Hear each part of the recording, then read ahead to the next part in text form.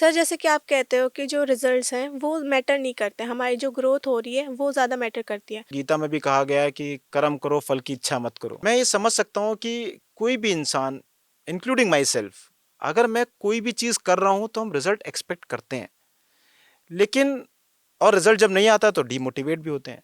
देखिए, ये बात हर्षिता समझने की कोशिश करते हैं कि अगर एक बच्चा क्लास में पढ़ रहा है तो ये नहीं हो सकता, अगर वो सच में पढ़ रहा है क्लास में तो ग्रोथ तो हो रही होगी, मेंटल ग्रोथ। और मेंटल ग्रोथ होना ही सबसे इंपॉर्टेंट चीज है सच मायने में।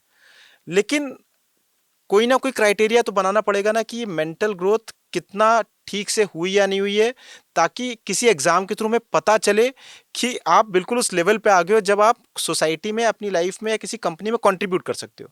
तो एग्जाम का अपना रोल है, तो आउटकम का भी अपना रोल है।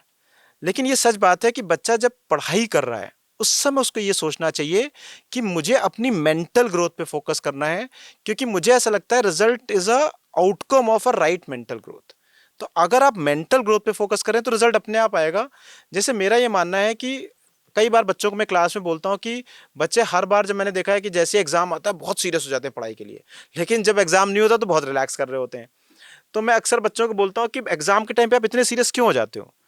तो बच्चों ने बोला इसलिए क्योंकि सर मार्क्स आएंगे उसमें, और अगर मार्क्स नहीं आए तो पेरेंट्स और टीचर्स डांटेंगे हमको।